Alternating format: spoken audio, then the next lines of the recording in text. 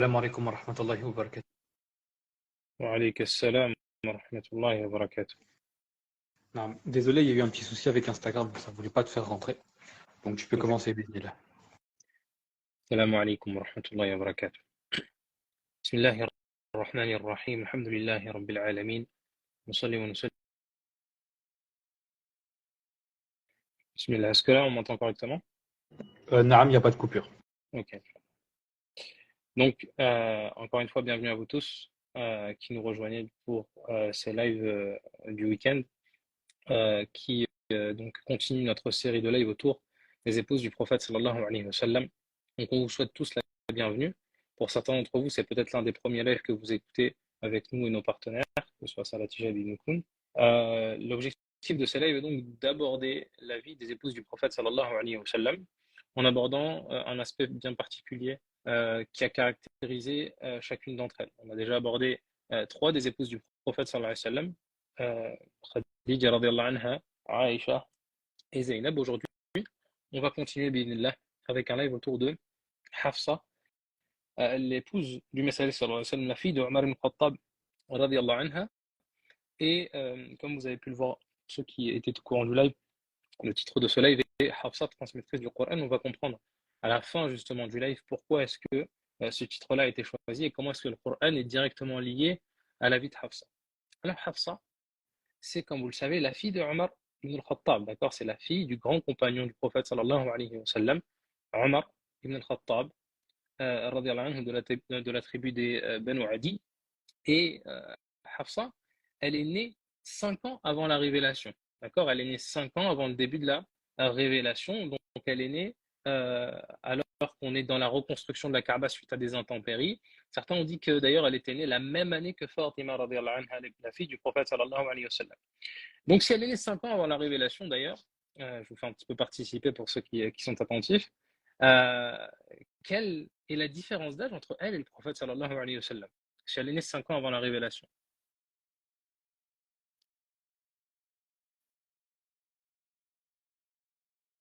Très bien. Donc pour ceux qui ont répondu juste, puisque le prophète sallallahu alayhi wa sallam a répondu, plutôt a reçu la révélation alors qu'il avait 40 ans, eh bien, Hafsa radiallahu anha avait 5 ans à ce moment-là, d'accord? Elle avait 5 ans au moment de la révélation, et ils ont donc 35 ans d'écart. Il a 35 ans d'écart entre le prophète sallallahu alayhi wa sallam et Hafsa.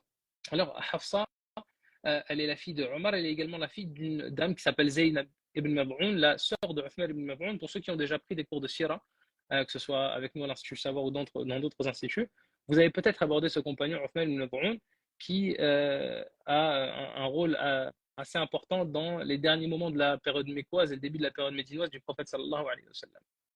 Elle s'appelle donc Hafsa. Alors Hafsa d'ailleurs au passage, en termes de sens, qu'est-ce que veut dire ce nom-là? Il y a 2 origines. Certains ont dit que ce terme-là, il désignait la rahma, la miséricorde, alors que d'autres ont dit que c'était le pluriel du nom Hafs. On sait qu'on a un nom chez les garçons qui s'appelle Hafs. Hafsa, c'est le féminin. Et donc ça désigne le petit du lion, le lionceau. D'accord? Donc il y a 2 origines qui sont attribuées au sens du prénom Hafsa, soit la miséricorde, soit le petit du lion. Alors Hafsa, elle va avoir plusieurs frères et sœurs. Elle a seulement 2 frères de sang de la même mère et du même père, c'est-à-dire de Omar et de Zaynab, sa mère. Ces 2 frères sont Abdurrahman et Abdullah, les fils de Omar ibn Khattab. Vous avez peut-être déjà d'ailleurs entendu parler d'Abdullah, le fils de Omar, ce grand rapporteur de hadith, ce savant. Elle aura, par contre, 13 demi-frères et sœurs. C'est-à-dire qu'Omar ibn Khattab aura d'autres épouses, d'autres enfants, et elle aura donc 13 demi-frères et sœurs. C'est la plus grande des enfants du prophète, des enfants de Omar radiallahu anhu. C'est la plus grande, c'est son aîné. D'accord? Elle va grandir à la Mecque, d'accord? Elle va grandir à la Mecque. Donc, comme on l'a expliqué, lorsque l'islam arrive, elle n'a que 5 ans. À ce moment-là, elle n'a pas vraiment de mot à dire sur la révélation. C'est encore un enfant, c'est même pas un enfant qui distingue les choses. Elle suit son père et sa famille dans son combat contre l'islam. Omar ibn Khattab, à ce moment-là, c'est un ennemi acharné de l'islam. C'est un ennemi acharné de l'islam. D'ailleurs, il est rapporté dans certains récits que certains jugent faibles, mais d'autres bons, que Omar ibn Khattab, lorsqu'il se convertit, c'est initialement dans une volonté de tuer le prophète, sallallahu alayhi wa sallam, mais ensuite, une succession d'événements l'amènera à réfléchir, à méditer sur le Coran, et ensuite à se convertir à l'islam. Mais donc, à ce moment-là, Omar, c'est un des grands ennemis de l'islam, et elle suit son père. Alors, lorsque ce dernier se convertit, 6 ans après le début de la révélation, elle a 11 ans et elle va suivre son père. Hein, elle est quasiment pubère à ce moment-là, elle va suivre son père. Et ce qu'on en comprend donc ici, c'est que Hafsa, de l'âge de la puberté, eh bien, elle est musulmane. Elle n'a connu que l'islam. D'accord? À partir de plus ou moins sa puberté, à partir de l'âge de 11 ans. Euh, Elle va se marier alors qu'elle est encore adolescente avec, et c'était quelque chose de très commun à l'époque, hein, d'ailleurs c'est quelque chose qui était commun dans l'histoire de l'humanité, dans toutes les cultures, jusqu'à encore très récemment, elle va se marier avec une personne qui s'appelle Khunais, d'accord, Khunais ibn Hudhafa, qui est l'un des premiers à se convertir à l'islam. C'est un des premiers compagnons du prophète sallallahu alayhi wa sallam. Il va faire partie de ceux qui émigreront en Abyssinie, en Éthiopie actuelle, avec les premiers musulmans qui essayaient d'échapper justement aux tortures de Quraysh et qui cherchaient une terre dans laquelle ils pouvaient pratiquer leur religion. Et il va ensuite, après avoir émigré là-bas, revenir à la Mecque. D'accord? Revenir à la Mecque. Et lorsqu'il revient à la Mecque, et le prophète Hassan n'a pas encore quitté la Mecque, il va se marier à ce moment-là avec Hafsa, la fille de Omar ibn Khattab. D'accord?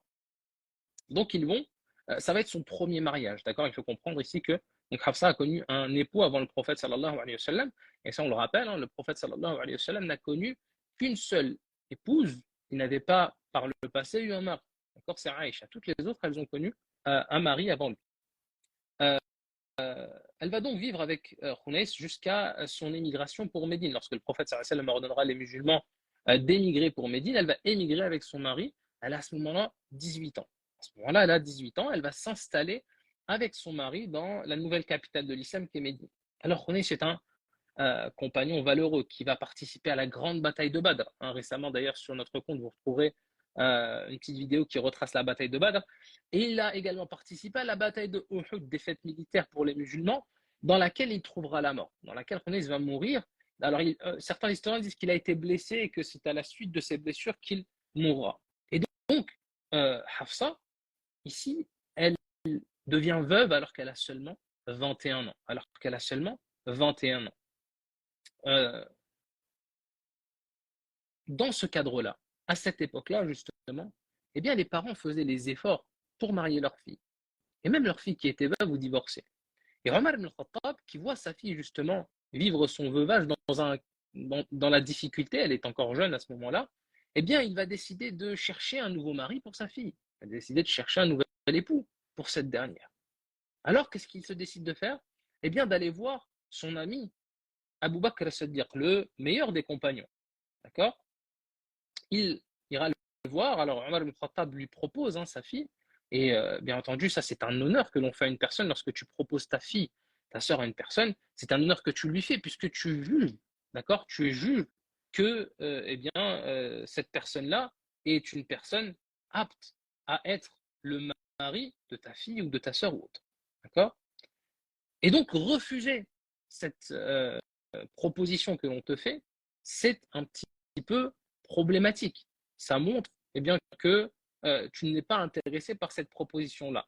Et Abu Bakr as-Siddiq va refuser la proposition d'Omar. Il ne va pas vouloir se marier avec sa fille. D'accord? Alors, est-ce qu'il a dit non? Certains ont dit qu'il n'a pas donné de réponse. Il est resté poli, il n'a pas donné de réponse. Et on comprendra pourquoi.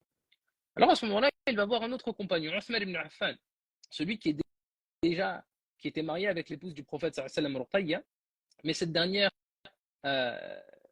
est décédée d'une longue maladie. Il propose à Othman donc de se marier avec sa fille Hafsa. Et Othman de lui dire je ne veux pas me marier pour le moment. Peut-être encore peiné justement du décès de son épouse. Alors Othman là, Omar ibn Khattab, qui vient de proposer sa fille Hafsa à deux des meilleurs compagnons, et ces derniers ont refusé, eh bien il le prend mal. Et il va voir le prophète sallallahu alayhi wa sallam justement pour se plaindre. Et il lui dira au messager d'Allah, on m'a refusé ma fille, alors qu'elle est pleine de jeunesse, pleine de forme, qu'elle est encore dans la fleur de l'âge. Et là, le prophète sallallahu alayhi wa sallam, il sourit. Et pourquoi est-ce qu'il sourit, le prophète sallallahu alayhi wa sallam? Parce qu'il lui répond, Hafsa épousera un meilleur homme que Uthman, et celui-ci, c'est-à-dire Uthman, épousera une meilleure femme que Hafsa. Qu'est-ce qu'il faut en comprendre de cela? Tout simplement que Hafsa épousera un meilleur homme que Uthman, c'est-à-dire moi. Et le prophète sallallahu parlait en son nom, en disant qu'elle va donc l'épouser, le prophète sallallahu va donc l'épouser. Et Uthman va épouser une épouse qui est meilleure que Hafsa, d'accord, dans la présence de sa fille Kulthum, qu'il mariera à Uthman après la mort de Ruqayya. Et là, Omar, il comprend cette chose-là. il est extrêmement content. Imaginez-vous, vous avez une fille et cette dernière, elle se marie au meilleur des hommes. Imaginez l'honneur pour votre fille. Imaginez l'honneur même pour vous et votre famille. Avoir justement comme gendre le prophète sallallahu alayhi wa sallam. Il fait maintenant partie intégrante de votre famille. Les enfants de Hafsa pourraient donc être les petits-enfants de Omar et les enfants du prophète, les petits-enfants de Omar. C'est un honneur pour Omar ibn Khattab qui est extrêmement content. Et justement, Abu Bakr Siddiq par la suite lui informera qu'il savait que le prophète sallallahu alayhi wa sallam voulait se marier à Hafsa et c'est pour cette raison qu'il a refusé. Et de là, Omar a compris justement pourquoi est-ce qu'Abu Bakr avait refusé sa demande. Alors Hafsa, elle va rejoindre le foyer du prophète sallallahu alayhi wa sallam comme il avait l'habitude de le faire. Il proposa donc une dot de 400 dirhams, un certain nombre de bêtes, etc. Comme c'était la tradition de l'époque, c'est d'ailleurs toujours une tradition islamique de proposer une dot.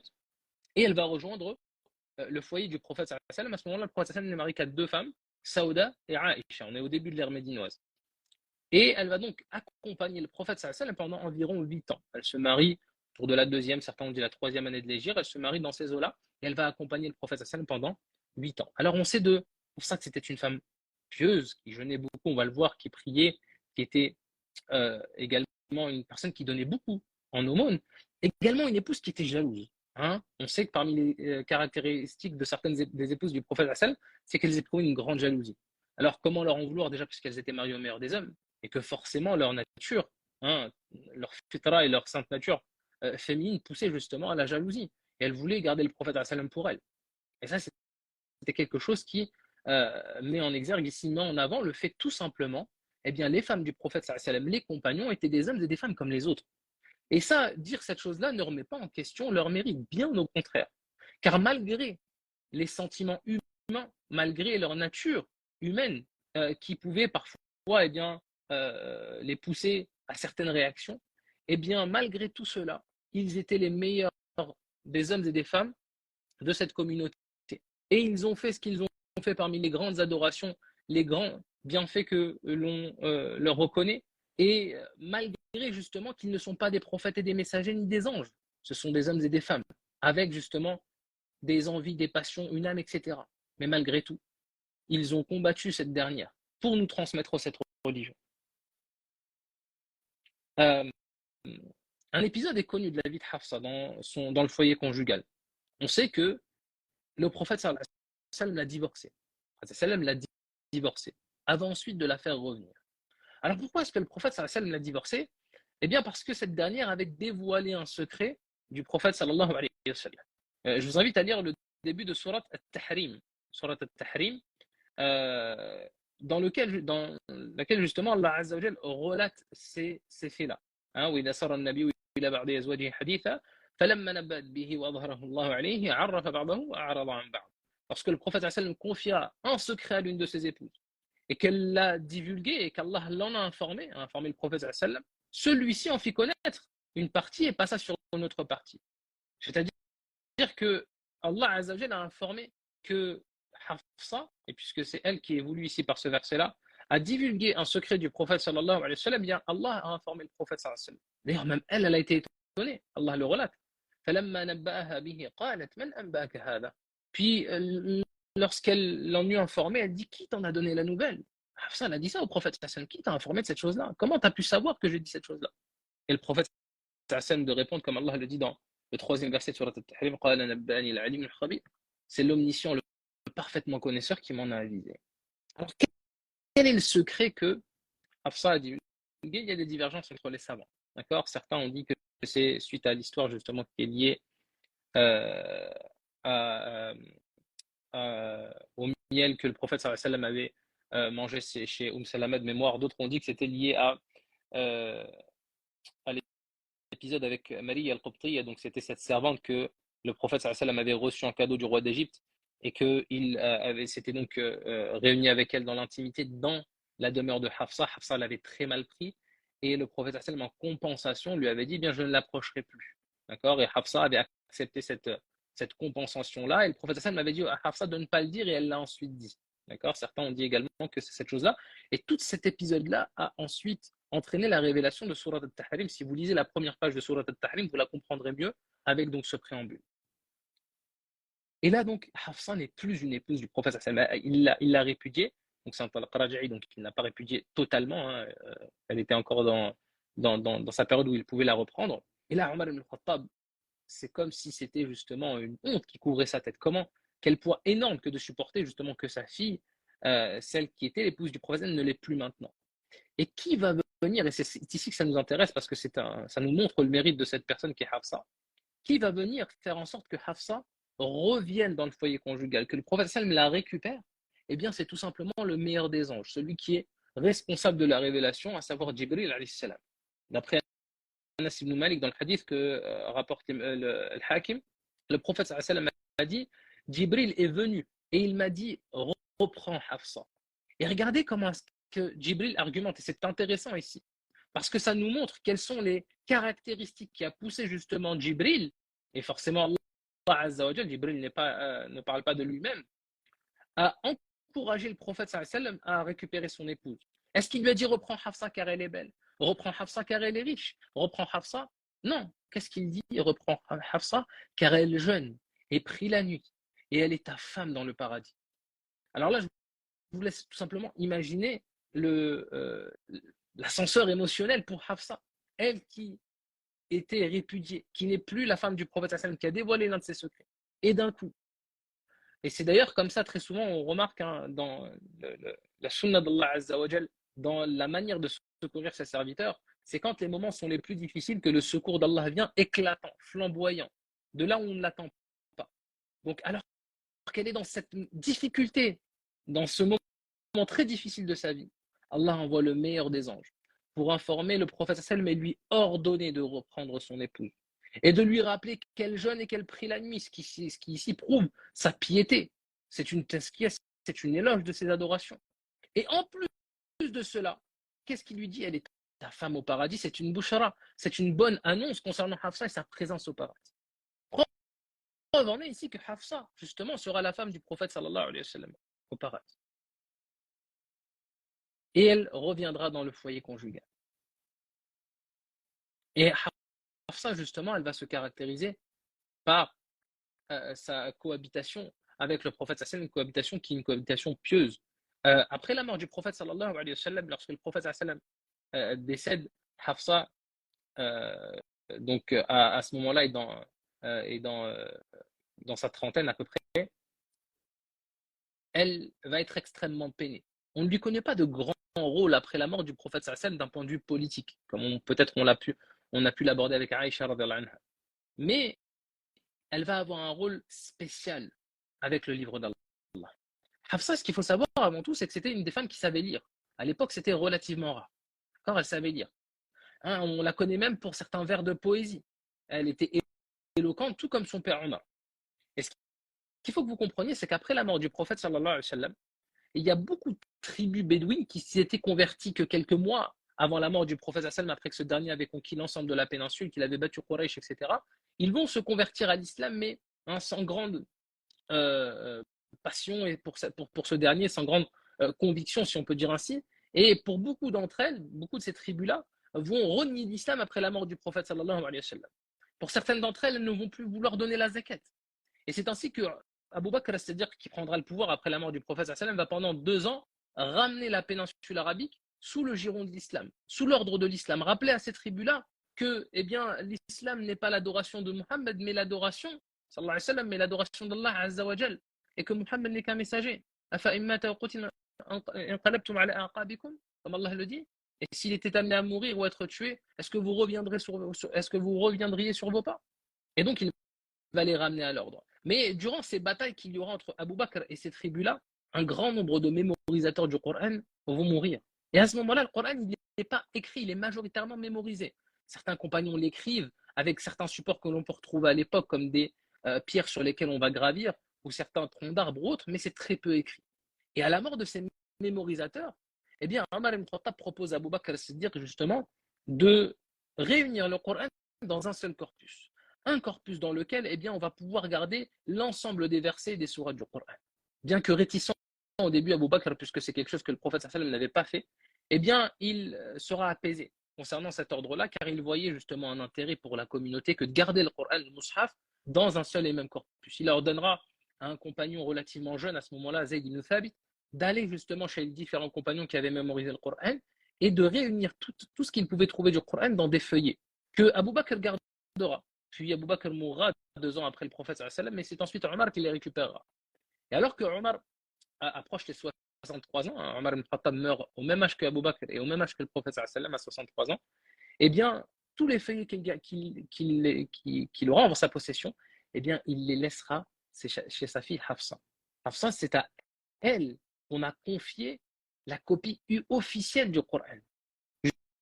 Jusqu'à ce que ce travail-là soit pleinement terminé par Zayd ibn Thabit durant le califat de Uthman ibn Affan, avec bien entendu d'autres compagnons comme Abdullah ibn Abbas, Ubay ibn Ka'b, qui étaient des compagnons savants qui savaient justement, qui connaissaient le Coran, qui savaient lire et écrire, etc. Mais tout était conservé chez Hafsa à ce moment-là. Hafsa d'ailleurs en profitera, puisqu'elle mémorise le Coran et on dit même qu'à la fin de sa vie, elle connaissait le Coran par cœur. Et donc ensuite, après justement que ces feuillets eut été conservés chez Hafsa, Zayd ibn Thabit va les récupérer pour ensuite faire plusieurs copies qui seront envoyées dans le monde islamique. Et donc aujourd'hui, le Mus'haf qu'on a entre nos mains, eh bien, il est passé forcément par ces feuillets qui étaient présents chez Hafsa et dont Hafsa a été chargée de les conserver. Et c'est ici justement un mérite supplémentaire pour cette femme, la femme du prophète sallallahu alayhi wa sallam, qui a conservé l'exemplaire officiel, si on peut dire ainsi, du Mus'haf. Pendant ces années, et jusqu'à sa mort, elle meurt en 45 de l'Hégire, donc environ 35 ans après le prophète sallallahu alayhi wa sallam. Toujours pareil, si étonnant de voir qu'elle meurt, elle également aussi autour de 63 ans, comme le prophète sallallahu alayhi wa sallam. Eh bien, elle va vivre une vie très pieuse, hein. Elle va énormément jeûner, on la connaissait pour sa générosité, et elle va être enterrée à sa mort dans le cimetière des gens de Médine, Al-Baqi'. Lorsque vous venez à Médine, vous voyez ce cimetière dans lequel sont enterrées 7 des épouses du prophète sallallahu alayhi wa sallam, dont Hafsa. Elle est enterrée là-bas. Alors, chose intéressante, c'est que Hafsa, elle habitait au sud de la mosquée, vers la direction de la Qibla, en direction de la Mecque.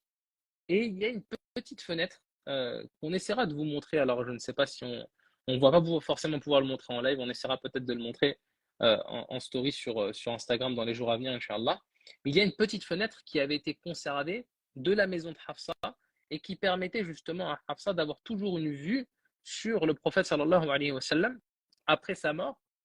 Et même à l'agrandissement de la mosquée, on a essayé de conserver cette fenêtre-là. J'essaierai de vous montrer cet élément-là de la mosquée prophétique, Inch'Allah, si possible, dans les jours à venir, sur les stories, sur Instagram, Inch'Allah.